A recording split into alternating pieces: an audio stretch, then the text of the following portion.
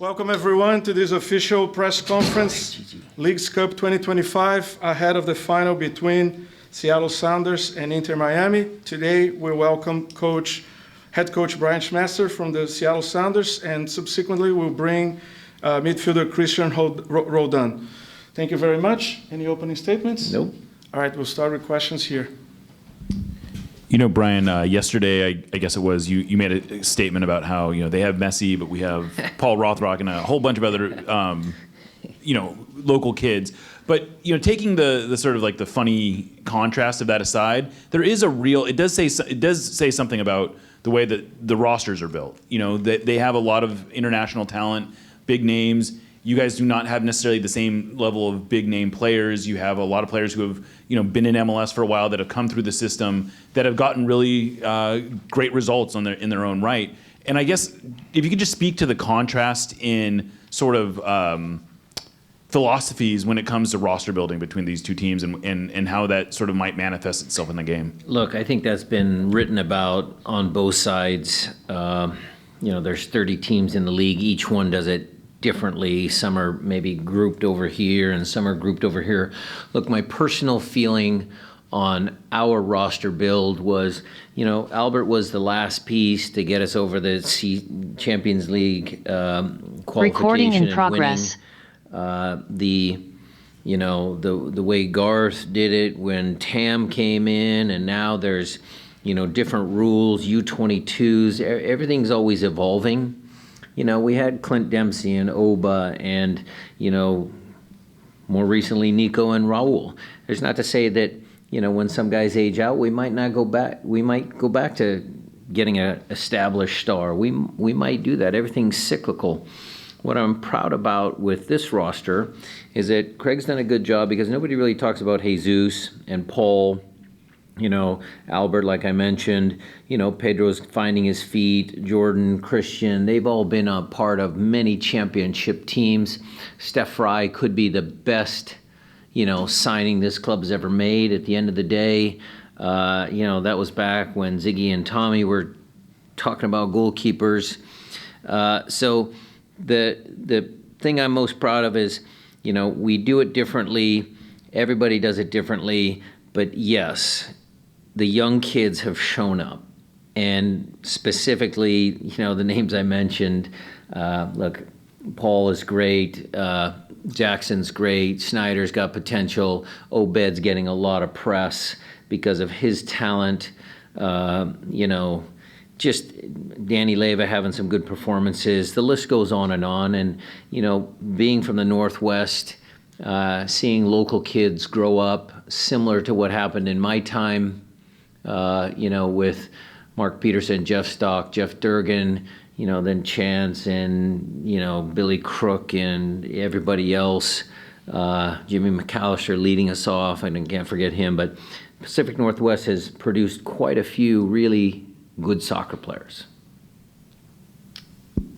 Brian, you've stressed to us that you're not a defensive coach, and yet, and defense is non-negotiable. But talking to your players today, the messagings, they understand and embrace the opportunity that they're going to have to play some defense in this game, and then, see if the counterattack can. Well, hopefully it's not just counterattacks. Hopefully we do extend some possessions because, the less time Messi has on the ball, the less chances he has to score. But it's not just Messi. It's DePaul, it's Busquets, it's Alba, it's Suarez. It's, look, Segovia's goal against Orlando, the last goal was really good. They've got some young kids that have played well. Kramashi, scored some goals for them. So it's going to take a lot of smart defending. And what I mean by that is higher up the field, if we can press effectively, that leads to turnovers, and that's an area that they have concerns about on their side of the thing, on the ball. So our defending has different meanings. We're not going to try and be pushed back for the entire game, but it certainly is going to be one of the key things is keeping Suarez and Alba and Messi and Busquets and Paul and Segovia off the score sheet.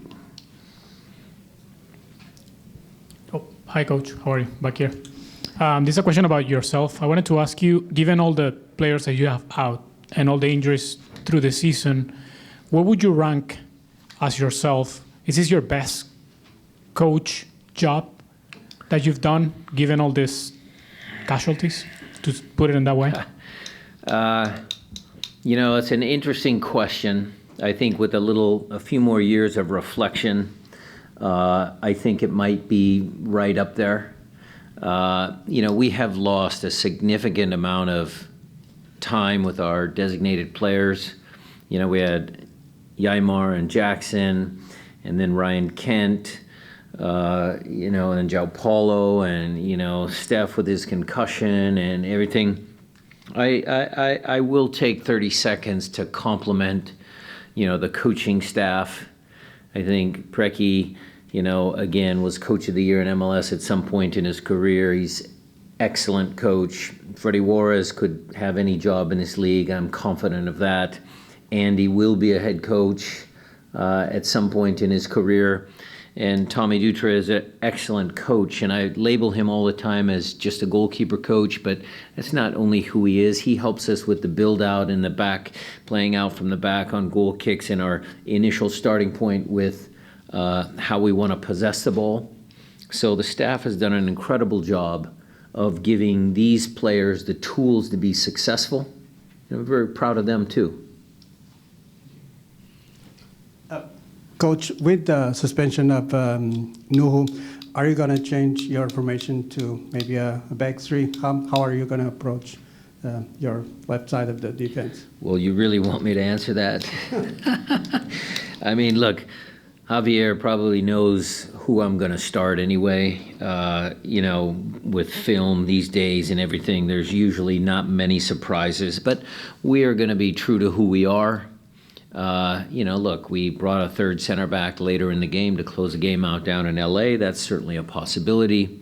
But I have full confidence in the players that step on the field that are starters.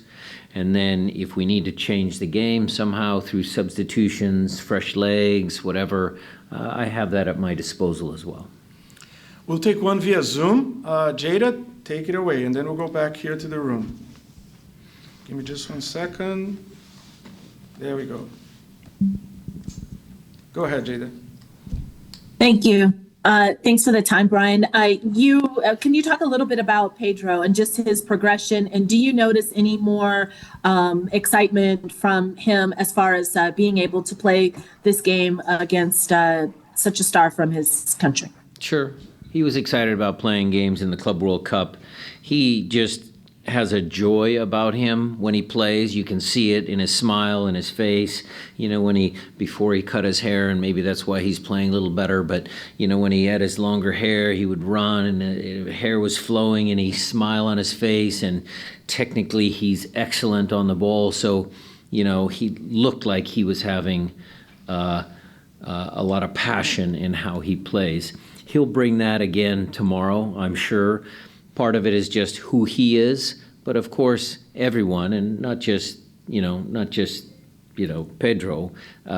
Christian's going to be excited, and Reed is going to be excited, and Yaimar and Jackson and Osaze, they're all going to be excited to play against Messi. We'll take 2 follow-up questions here in the room. Jeremiah?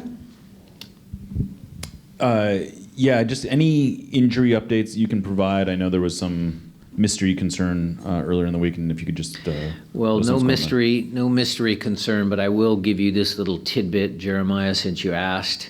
I am going to have Albert Rusnak on the bench.